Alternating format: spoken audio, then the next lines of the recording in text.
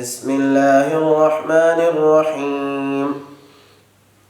ألم تر إلى الذين خرجوا من ديارهم وهم ألوف حذر الموت فقال لهم الله موتوا ثم أحياهم إن الله لذو فضل على الناس ولكن أكثر الناس لا يشكرون. وقاتلوا في سبيل الله واعلموا أن الله سميع عليم. من ذا الذي يقرض الله قرضا حسنا فيضاعفه له أضعافا كثيرة والله يقبض ويبسط وإليه ترجعون.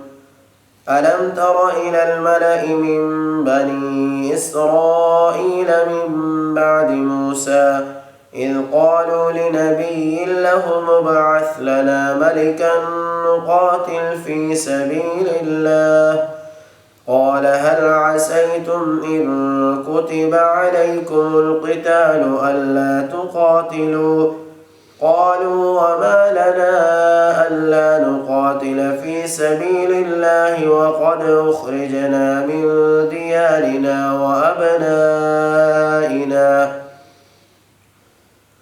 فلما كتب عليهم القتال تولوا إلا قليلا منهم والله عليم بالظالمين.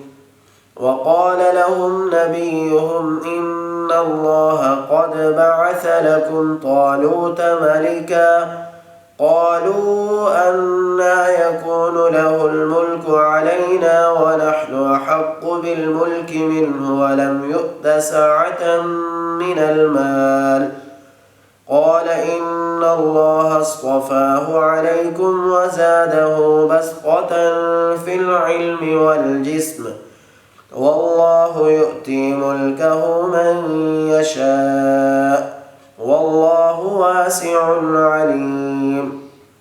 وقال لهم نبيهم إن آية ملكه أن يأتيكم التابوت فيه سكينة من ربكم وبقية مما ترك آل موسى وآل هارون تحمله الملائكة إن في ذلك لآية لكم إن كنتم مؤمنين.